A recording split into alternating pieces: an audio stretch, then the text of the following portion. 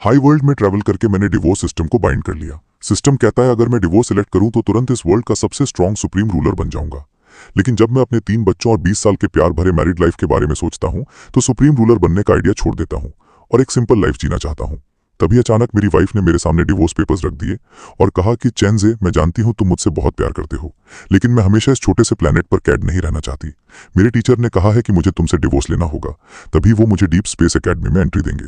तुम मुझे एक बेहतर फ्यूचर की तरफ बढ़ने से नहीं रोक सकते। चेंजे ने पूछा, तो क्या यही रीजन है कि तुम मुझसे डिवोर्स चाहती हो? वाइफ ने कहा, चेंजे, मैं तुम्हारी वजह से ये चांस नहीं खो सकती। प्लीज मुझे माफ कर दो और मुझे जाने दो। और तभी वाइफ का भाई बीच में आकर चिल्लाया, जाने दो चेंजे, अब जिद मत करो। तुमने इन सालों में मेरी बहन से शादी करके क्या कंट्रीब्यूशन दिया है? मेरा खाते हो, मेरे घर में रहते हो और मेरी बहन के पैसों पर पलते हो। तुम जैसे सॉफ्ट मैन को सिर्फ मेरी बहन ही बर्दाश्त कर सकती है। कोई और होती तो कब का बात मार के निकाल देती। चेंजे ने मुस्कुराकर पूछा, तो तुम्हें लगता है कि लियू फैमिली ने आज जो कुछ भी अचीव किया है वो सिर्फ तुम्हारी मेहनत का रिजल्ट है? भाई ने गुस्से में कहा, भूल गए स्टार्टिंग में कितने लोगों ने तुम्हारी वजह से हमारी हेल्प की थी? तो क्या हुआ, उन लोगों का एहसान हम इन सालों में चुका चुके हैं। आज की लियू फैमिली से तुम्हारा क्या कनेक्शन है? तुम अब पहले जैसे नंबर 1 स्ट्रॉन्ग वॉरियर नहीं रहे। यहां तक कि मैं जिसे तुम कल तक वेस्ट समझते थे आज प्लेनेटरी लेवल पर पहुंच चुका हूं। और तुम अभी भी सिर्फ मीटियोराइट लेवल पर अटके हुए हो। तुम जैसे स्टेटस वाले मेरी बहन के मैच के बिल्कुल नहीं हो। चेंजे ने वाइफ की तरफ देखा और पूछा, क्या तुम भी यही सोचती हो? वाइफ ने मुंह फेर कर कहा, ठीक है, मुझे समझ आ गया। चेंजे ने पूछा, तुम्हें बाद में पछतावा तो नहीं होगा ना? वाइफ ने कहा, कभी नहीं। पहले तुम हमेशा कहते थे कि तुम्हें अपने किसी भी डिसीजन पर रिग्रेट नहीं होता। भले ही मुझे तब तुम्हारी बात समझ नहीं आती थी, पर आज मैं भी यही कहती हूं कि मुझे कोई पछतावा नहीं है। तभी सिस्टम की आवाज आई, बहुत अच्छे, कॉन्ग्रेचुलेशंस होस्ट, आपका डिवोर्स सक्सेसफुल रहा। आपको सिस्टम का हाईएस्ट रिवॉर्ड, सुप्रीम रूलर की पावर और सारी स्किल्स मिलती हैं। तभी वाइफ ने बच्चों की तरफ देखा और पूछा, अब इन बच्चों का क्या करने का प्लान है? टीचर ने प्रॉमिस किया है कि वो इन्हें फ्यूचर में बेस्ट कल्टीवेशन रिसोर्सेज देंगे। अगर इन्हें अच्छे से ट्रेन किया गया तो ये भी डीप स्पेस एकेडमी में स्टडी कर सकेंगे। बड़े बेटे ने गुस्से में चिल्लाकर कहा, मुझे आपके साथ नहीं जाना। वाइफ ने कहा, शी, मैंने तुमसे कहा था ना कि भाई बहन को लेकर पहले बाहर खेलने जाओ। बेटे ने कहा, क्या हम तब तक वेट करते जब तक तुम्हारा डिवोर्स नहीं हो जाता और हमें कुछ पता भी नहीं चलता? वाइफ ने कहा, शी, मैं सब तुम लोगों के भले के लिए कर रही हूँ। बेटे ने जवाब दिया, तो क्या आपने डैड के लिए सोचा? मैं नहीं जानता कि तुम इतनी अच्छी लाइफ छोड़कर डैड से डिवोर्स क्यों ले रही हो, और मैं अब जानना भी नहीं चाहता। वाइफ ने कहा, शी, तुम्हारी मम्मा भी। पर बेटी ने बीच में ही टोक दिया, शट अप, तुम चुप रहो। मुझे शर्म आती है कि मैंने तुम्हें कभी अपना अंकल कहा था। तुम सच में बहुत गंदे हो। वाइफ ने गुस्से में कहा, एक बार फिर से कहो और अपने अंकल से माफी मांगो। बेटे ने कहा, इस इंसान से माफी मांगे जो हमारी फैमिली को तोड़ना चाहता है? मॉम, क्या तुम पागल हो गई हो? ये इस लायक भी नहीं है। वाइफ ने हाथ उठाया, तुम बात कैसे कर रहे हो? पर तभी चेंजे ने उसका हाथ पकड़कर मरोड़ दिया। बच्चों ने देखकर कहा, डैड तो बहुत ज्यादा हैंडसम और स्ट्रॉन्ग निकले। यकीन नहीं होता कि मॉम पहले इनके प्यार में पागल थी। वाइफ शॉक होकर सोचने लगी, क्या चेंजे पिछले 20 सालों से अपनी रियल पार छिपा रहा था? क्या तुम ऑलरेडी नेक्स्ट लेवल पर पहुंच चुके हो? वाइफ ने पूछा, तुम उसके साथ क्या करने वाले हो? चेंजे ने कहा, क्या करने वाला हूं? तुम भूल गए कि मैं किस टाइप का इंसान हूं? शी की अपनी आंखें बंद कर लो, तुम्हारी बहन की वजह से मैं तुम्हें जिंदा छोड़ रहा हूं, लेकिन ये फर्स्ट और लास्ट टाइम है। अब हम बच्चों के मैटर पर बात कर सकते हैं। चेंजे ने पूछा, कोको, क्या तुम मम्मा के साथ चलोगी? छोटी बेटी ने कहा, मैं डैड के साथ जाऊंगी। वाइफ रोते हुए सोचने लगी, क्या सच में मुझसे कोई बड़ी मिस्टेक हो गई है? तभी सीन बदलता है और चेंजे की साली जिंजू वहां आती है और कहती है, तुम यहाँ कैसे आए? चेंजे ने पूछा। साली ने मुस्कुराकर कहा, क्यों, तुम्हारा डिवोर्स हो गया तो मैं तुमसे मिलने भी नहीं आ सकती क्या? क्या मैं तुम लोगों के लिए कोई विलेन हूं? तुम मुझसे इतना क्यों डर रहे हो? तुम तो हमेशा दूसरों के डिसीजंस की रिस्पेक्ट करने की बात करते थे ना, तो मैंने बस इनसे पूछ लिया, तो क्या हुआ? बच्चों ने खुश होकर कहा, अगर ये छोटी आंटी ज्यू हैं तो हमें कोई प्रॉब्लम नहीं है। छोटा बेटा चिल्लाया, अरे डैड, आपने मुझे क्यों मारा? आंटी हमारी नई मम्मा बन सकती हैं। देखो, मेरी दोनों बहनें भी एग्री कर रही हैं। अब आपके पास कहने को क्या बचा है? चेंजे ने शर्माते हुए कहा, ज्यू, ऐसा मत करो, तुम जानती हो कि मैं अभी इन सब चीजों के बारे में बात नहीं करना चाहता। साली ने उसका हाथ पकड़ा और कहा, मुझसे ये मत कहना कि तुम्हें अब लव पर भरोसा नहीं रहा। तुम्हारी वजह से मैं आज तक सिंगल हूं। अपनी फीलिंग्स को लॉक करने से पहले मुझे भी एक चांस दो। चेंजे ने कहा, वैसी बात नहीं है, बस मैं थोड़ा टाइम चाहता हूं। साली बोली, थोड़ा टाइम? ठीक है, चलो इस बारे में अभी बात नहीं करते। तो आगे का क्या प्लान है? तुम्हारी सिस्टर कह रही थी कि तुम लियू घर से कुछ भी लेकर नहीं आए हो। अगर रहने की जगह नहीं है तो पहले मेरे पास चलो। चेंजे ने मना करते हुए कहा, नहीं, मैं बच्चों को स्पेस ट्रैवल पर ले जाना चाहता हूं। आज तक मैंने इस प्लेनेट को नहीं छोड़ा है, अब बाहर की दुनिया देखने का सही टाइम है। साली ने एक्साइटेड होकर कहा, वैसे भी हाफ मंथ बाद मुझे एक काम से बिलिंग स्टार जाना है। अगर तुम बस घूमना चाहते हो और दुनिया देखना चाहते हो तो हमारे स्पेसशिप से वहां चल सकते हो। चेंजे ने पूछा, तुम वहां किस लिए जा रही हो? साली ने उदास होकर समझाया, बस इस प्लैनेट की राइट्स का मैटर है। तुम तो जानते हो हमारा प्लैनेट अभी सिर्फ लेवल 2 पर पहुंचा है। इस पावर के साथ पूरे गैलेक्सी की बात तो छोड़ो, आसपास के दूसरे सिविलाइजेशंस के सामने हम सिर्फ एक प्रिमिटिव सोसाइटी जैसे हैं। चिंजी ने पूछा, क्या कोई हमारे अगेंस्ट साजिश कर रहा है? साली ने कहा, हाँ, हम भले ही पीछे हैं पर हमारे रिसोर्सेज बहुत कीमती हैं और ये रहने के लिए एक बेहतरीन प्लैनेट है, इसलिए कई बड़ी पावर्स इसे सीधे खरीदना चाहती हैं। चिंजी ने पूछा, क्या हम डायरेक्ट रिफ्यूज कर सकते हैं? साली ने सर झुकाकर कहा, कमजोर लोगों के पास चॉइस का राइट नहीं होता। हमारी पावर के सामने इतनी हिम्मत नहीं है कि हम डायरेक्ट मना कर सकें। हम बस उनके साथ नेगोशिएट कर सकते हैं और आसपास के स्टार्स के माइनिंग राइट्स देकर टाइम ले सकते हैं ताकि हमारा प्लैनेट इस बीच डेवलप हो सके। चिंजे ने कहा, तो ये बात है।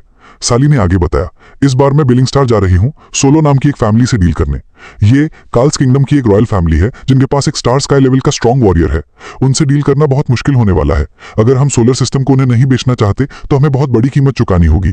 चिंजेई ने मन में दोहराया, स्टार स्काई लेवल। उधर लियू फैमिली के आलिशान घर पर डॉक्टर ने चेकअप करके कहा, आंटी, यंग मास्टर का ये हाथ रिकवर होना बहुत डिफिकल्ट है। जिसने भी इन्हें ये सीरियस इंजरी दी है उसकी पावर आपसे बहुत ज्यादा हाई है। इसके जख्म से एक अजीब डार्क एनर्जी निकल रही है जो लगातार इसकी बॉडी सेल्स को डैमेज कर रही है। जब तक कोई उससे भी ज्यादा स्ट्रॉन्ग वॉरियर आकर इस अजीब एनर्जी को पूरी तरह क्लियर नहीं करता तब तक मैं आगे का ट्रीटमेंट नहीं कर पाऊंगी। साला लियू तियान दर्द से चिल्लाया, मेरा हाथ। वाइफ ने रोते हुए कहा, मुझे माफ कर दो भाई, मुझे बिल्कुल आइडिया नहीं था कि चैन से इतना डेंजरस हो सकता है। लेडी डॉक्टर ने सिर हिलाकर कहा, तुम्हारा हाथ अभी ठीक नहीं हो सकता। साला गुस्से में पागल होकर चिल्लाया, मुझे उसे मारना होगा, मैं उस चैन से को जरूर मारूंगा। वाइफ ने उसे समझाते हुए कहा, अभी तुम्हारी जो पावर है तुम उसके सामने कुछ भी नहीं हो। तुम पहले अपनी इंजरी ठीक करो। मैं अपने टीचर से रिक्वेस्ट करूंगी कि वो यहाँ आकर तुम्हारा ट्रीटमेंट करे। तभी वाइफ अपनी टीचर के सामने पहुंची। टीचर को मेरा प्रणाम। मुझे तुम्हारे इस मैटर के बारे में पता चला है। मैं इस प्रॉब्लम को सॉल्व करने के लिए अपने सीनियर डिसाइपल अनान को भेज दूंगा, लेकिन मैं नहीं चाहता कि तुम अगली बार ऐसी कोई बेवकूफ़ी भरी मिस्टेक करो। 7 दिन बाद हम इस प्लैनेट से हमेशा के लिए चले जाएंगे। अगर तुम्हें यहाँ कोई और काम है तो उसे जल्दी खत्म करो। टीचर ने वाइफ की तरफ देखा और कहा, मेरी कल्टीवेशन टेक्निक में इमोशंस की कोई जगह नहीं होनी चाहिए। तुम बहुत टैलेंटेड हो और तुम्हारे पास रेयर पावर्स हैं। कुछ टाइम बाद तुम्हारा अचीवमेंट मुझसे कम नहीं होगा। वाइफ ने सिर झुकाकर कहा, थैंक यू टीचर, मैं आपकी एक्सपेक्टेशंस को कभी टूटने नहीं दूंगी।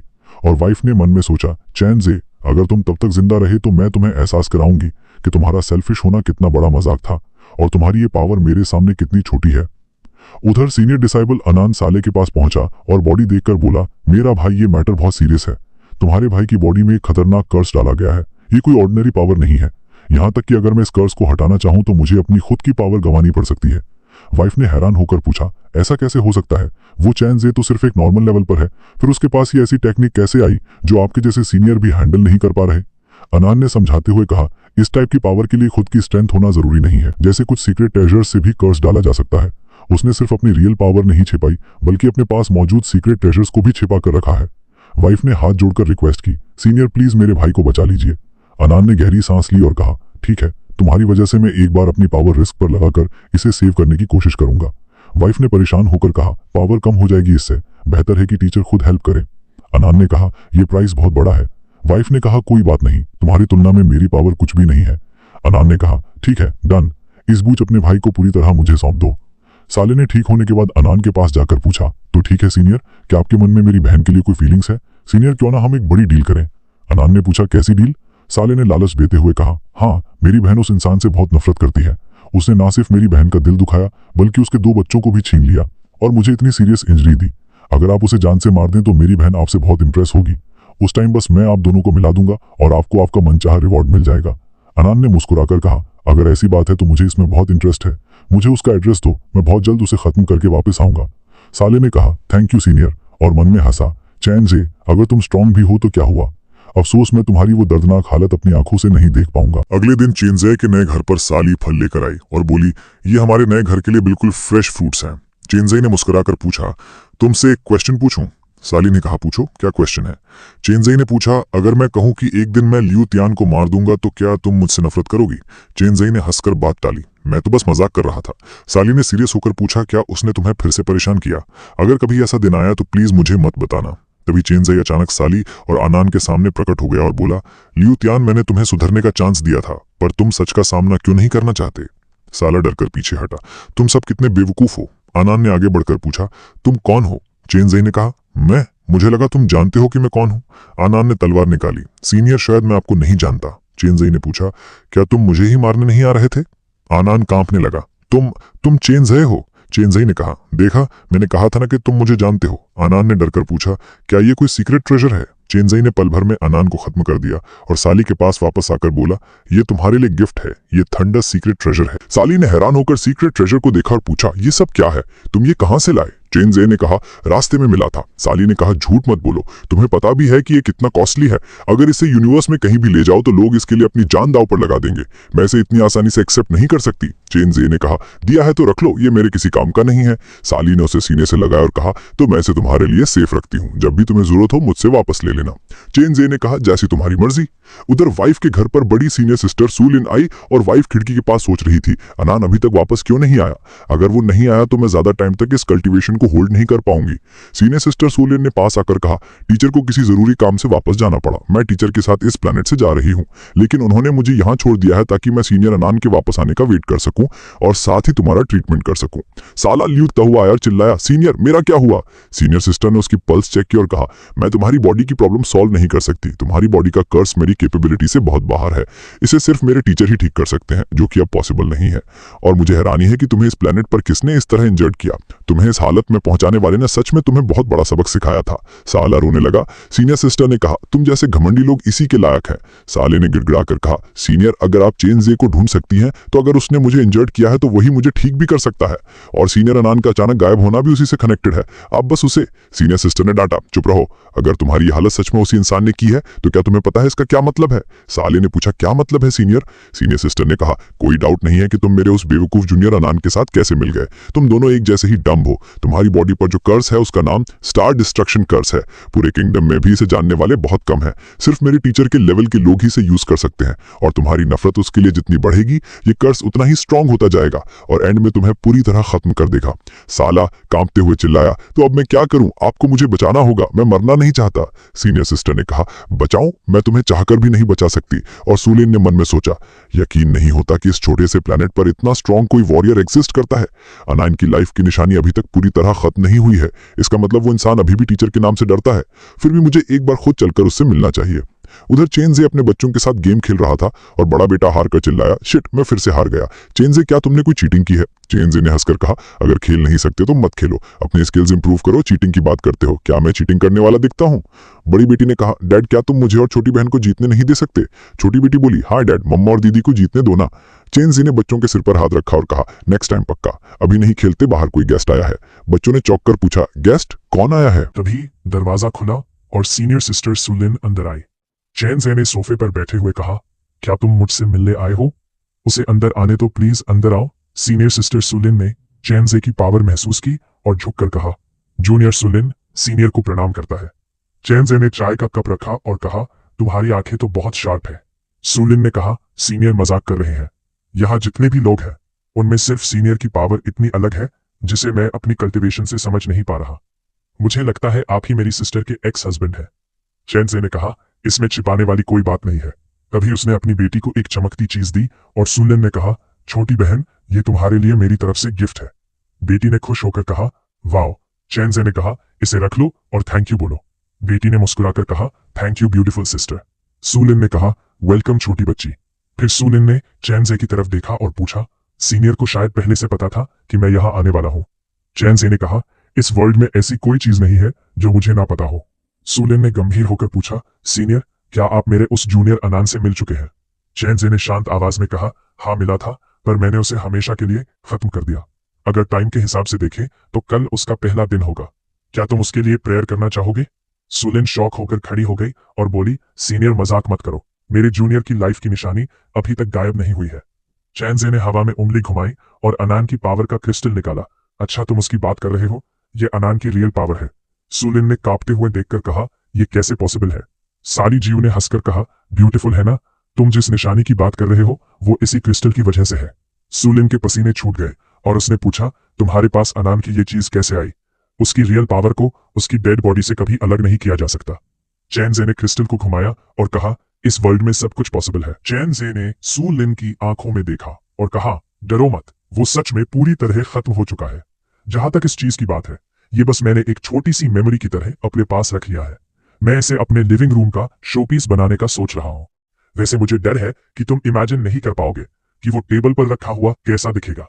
साली जीयू ने ताली बजाई और कहा, यह आइडिया बहुत कूल है, ये रात में लाइट की तरह चमकेगा। सूलिन ने डर को छिपाते हुए पूछा, क्या तुम्हें मेरे टीचर से बिल्कुल डर नहीं लगता? चैन जे ने कहा, यह तुम्हारा मैटर नहीं है, तुम्हें अभी खुद की फिक्र करनी चाहिए। सूलिन ने पूछा, क्या आपका प्लान मुझे भी यहाँ का शोपीस बनाने का है? चैन जे ने कहा, वैसी बात नहीं है, मैं काफी लॉजिकल इंसान हूँ। तुम यहाँ आते ही लड़ाऊ झगड़े पर नहीं उतरे तो मैं भी तुम्हें बिना वजह परेशान नहीं करूंगा। सूलिन ने राहत की सांस ली और कहा, सीनियर की इस समझदारी के लिए बहुत बहुत थैंक यू। लेकिन वो धीरे से पीछे हटने लगी। तभी चैन जे ने कहा, लेकिन तुम यहां से इतनी आसानी से जा सको ये भी पॉसिबल नहीं है। सूलिन ने तलवार पर हाथ रखा और कहा, सीनियर तो सच में डराने वाली बात कर रहे हैं। अगर ऐसा है तो मैं अब चलता हूं। और सूलिन ने अपनी पूरी पावर से टेलीपोर्टेशन का यूज किया। चैन जे ने बस एक चुटकी बजाई। सच में बहुत क्विक डिसीजन था। सूलिन आसमान से वापस उसी सोफे के सामने फर्श पर गिर गई और शॉक होकर सोचने लगी, वेलकम बैक, ये कैसे पॉसिबल है? यहां तक कि मेरे टीचर जो पूरे किंगडम के रूलर है वो भी स्पेस को इस तरह ब्लॉक नहीं कर सकते। क्या ये इंसान मेरे टीचर से भी ज्यादा स्ट्रांग है और इसकी पावर मॉन्स्टर जैसी है? सूलिन फर्श पर बैठ गई और सोचने लगी। सूलिन को लगा कि उसका आज बैड लक चल रहा है। मैं सच में बहुत अनलकी हूँ। चैन जे ने मुस्कुराकर कहा, मैंने तुमसे पहले ही कहा था ना कि तुम यहां से नहीं जा सकते, पर तुमने मेरी बात पर बिलीव नहीं किया। अब खुद ही देख लो। सूलिन ने गुस्से में कहा, हंस क्यों रहे हो? एक कमजोर को इस तरह परेशान करके क्या बहादुरी दिखा रहे हो? हिम्मत है तो मुझे डायरेक्ट मार दो। साली लियू तियान ने स्क्रीन पर देखा। जब पता चल गया कि तुम भाग नहीं सकते तो अब इतना एटीट्यूड दिखा रहे हो, गर्दन सीधी करके बात कर रहे हो, तो क्या हुआ? सूलिन ने चैन जे से कहा, सीनियर ने तो अचानक स्पेस लॉक करके अटैक कर दिया। पहले तो आपने खुद कहा था कि आप मुझे नहीं मारेंगे। चैन जे ने साले की तरफ देखा और कहा, अरे मुझे लगा तुम बहुत स्ट्रांग बन रहे थे। चलो अब लियू तियान के पास चलते हैं, देखते हैं मेरा वो साला अभी जिंदा है या नहीं। साली जीयू ने चैन जे का हाथ पकड़ा और कहा, आप तो दिन से बहुत अच्छे निकले, मुझे लगा था आप उसे मरने के लिए तड़पता छोड़ देंगे। चैन जे ने आगे बढ़ते हुए कहा, तुम बहुत ज्यादा सोच रही हो, मैं कभी खुद को अच्छा इंसान नहीं समझता, बस मेरे अपने कुछ पर्सनल रीजंस हैं। तभी वे सब अचानक साले लियू तियान के कमरे में प्रकट हो गए। सूलिन ने साले को अपने पास आते देख गुस्से में कहा, अरे हमसे इतना क्लोज होकर बात मत करो, हमारी अभी इतनी जान पहचान नहीं है। क्या तुम्हारे पास आंखें नहीं है? देखती नहीं हो मैं खुद यहां किसी के अंदर कैदी की तरह काम कर रही हूं। साला चैन जे को देखकर जोर से चिल्लाया, सीनियर सूलिन, आपने सच में मुझे नहीं छोड़ा, आप सच में इसे पकड़कर मेरे सामने ले आए। जल्दी इस चैन जे से कहो कि मेरी बॉडी का कर्स हटाए और मुझे बचाए। साला चैन जे के सामने आया और बोला, चैन जे, सोचा नहीं था ना, मेरा सपोर्ट अभी भी जिंदा है, भले ही तुम्हारे पास प्लैनेटरी लेवल की पावर हो, पर सूलिन सीनियर तो लीडर लेवल पर है। तुम जैसे मामूली चींटी को वो अपने एक हाथ से कुचल सकते हैं। कैसा लगा देखकर? बहुत दुख हुआ ना? पर तुम्हें डरने की जरूरत नहीं है। अगर तुम चुपचाप मेरी बॉडी का ये कर्स हटा दो तो मैं सीनियर से कहकर तुम्हें एक आसान मौत देने के लिए बोल सकता हूं। सूलिन ने गुस्से में साले के गाल पर एक जोरदार थप्पड़ मारा। साले ने गाल पकड़कर रोते हुए पूछा, सीनियर सूलिन, आपने मुझे क्यों मारा? सूलिन चिल्लाई, तुम्हें मारा? मेरा बस चले तो मैं तुम्हें अभी जान से मार दूं। बेवकूफ लियू तियान, मेरी सीनियर से कोई दुश्मनी नहीं थी। तुम अंधे हो या तुम्हारा दिमाग खराब है? तुम्हें समझ नहीं आ रहा कि अभी यहां क्या सिचुएशन है? साला दर्द से तड़पा और कहा, क्या हुआ? सीनियर जल्दी करो, मैं सच में अब ये कर्स बर्दाश्त नहीं कर पा रहा हूं, इससे कहो मुझे बचाए। चैन से आगे बढ़ा और ठंडे स्वर में बोला, लियू तियान, भले ही तुम मुझसे कितनी भी नफरत करते हो, यहां तक कि मुझे मारने के लिए तुमने अपने दो सबसे क्लोज लोगों को भी इस मैटर में फंसा दिया, पर मुझे बताते हुए अफसोस हो रहा है कि जिन दो बड़े सपोर्ट को तुम मेरे खिलाफ लाए थे उनमें से एक तो मर चुका है। सूलिन ने साले की तरफ देखा और कहा, और दूसरा कोई और नहीं बल्कि खुद मैं हूं। लेकिन अब मैं अपनी साइड पूरी तरह चेंज कर चुकी हूं और चैन जे सीनियर के अंडर आ गई हूं। जहां तक उन पुरानी बातों की बात है, मेरा उनसे अब कोई कनेक्शन नहीं है। चैन जे ने साले का कॉलर पकड़ा और कहा, चलो कोई एक वैलिड रीजन बताओ कि मैं तुम्हें जिंदा क्यों छोड़ूं। साला कांपते हुए बोला, मैं तुम्हारी वाइफ का भाई हूं, तुम्हारा रियल साला हूं। अपनी बहन की खातिर तुम मुझे नहीं मार सकते ना? मैं अच्छी तरह जानता हूं तुम मेरी बहन से बहुत प्यार करते हो। तुम फिक्र मत करो, अगर तुमने मुझे आज छोड़ दिया तो आगे से मैं तुम दोनों के मैटर में कभी बीच में नहीं आऊंगा। चैन ज़े ने साले को जमीन पर फेंका और कहा, अच्छा नहीं, मैं और तुम्हारी बहन ऑलरेडी डिवोर्स ले चुके हैं। ये बात तुम्हें भी अच्छी तरह पता है और हमारा डिवोर्स कराने में तुम्हारा खुद का बहुत बड़ा हाथ था और अब तुम अपनी जान बचाने के लिए उसी बहन का नाम ले रहे हो। ये बिल्कुल पॉसिबल नहीं है। कोई दूसरा अच्छा रीजन सोचो। साला खिसकता हुआ साली जियू के पैरों के पास गया और चिल्लाया, लू ब्रदर, तुम जियू को पसंद करते हो ना? तुम इतने टाइम से उसके घर पर रह रहे हो, तुम पक्का उसे दिल से लाइक करते हो ना? देखो, इस बात के लिए तुम मुझे छोड़ दो प्लीज, मेरी बहन का ख्याल करो। साली जियू ने चैन ज़े की तरफ देखा और मुस्कुराकर कहा, तो इसके लिए थैंक यू लू ब्रदर। साला चिल्लाया, तुम मुझे बचा नहीं रहे। चैन ज़े ने कर्ज को एक्टिवेट कर दिया और साला राख होने लगा। साले ने आखिरी बार कहा, क्या बचाऊं ल्यू त्यान, तुम्हें पता भी है तुम्हारी वजह से मेरी बॉडी धीरे धीरे पूरी तरह खत्म हो रही है। तभी वाइफ कमरे में आई और साले की राख उड़ते देख रोते हुए बोली, मुझे लगा था तुम मुझसे हमेशा नफरत करोगे। चैन ज़े ने उसकी तरफ पीठ की और कहा, मेरे पास तुमसे नफरत करने का कोई रीजन नहीं है। वो मुझे जान से मारना चाहता था। अगर मेरे पास खुद ये पावर नहीं होती तो शायद वो तुम्हें और मुझे कब का नुकसान पहुंचा चुका होता। उस टाइम मुझे और भी ज्यादा पेन होता। सू लिन ने राख की तरफ देखा और कहा, उसका अंत बहुत आसानी से हो गया। वो सच में एक प्योर मॉन्स्टर था। तुम्हें शायद पता नहीं है, पहले उसका असली प्लान तुम्हें और तुम्हारी बड़ी बहन को सिर्फ एक मोहरे की तरह यूज करने का था, ताकि मेरा वो बेवकूफ जूनियर अनान चैन ज़े को मार सके। बस उसने चैन ज़े की इस रियल सुप्रीम पावर का बहुत गलत एस्टिमेट लगा लिया था। चैन ज़े वाइफ के बिल्कुल करीब गया और उसकी आंखों में देखकर पूछा, क्या तुमने ही उस दिन मुझसे कहा था कि तुम मेरे साथ लाइफ में एक स्टेप आगे बढ़ना चाहती हो? क्या तुम सब भूल गई? तुम पहले मुझसे पूछ रही थी ना कि वो कीमती रिंग कहाँ से आई? वो मुझे उसी मिस्टीरियस इंसान से मिली थी।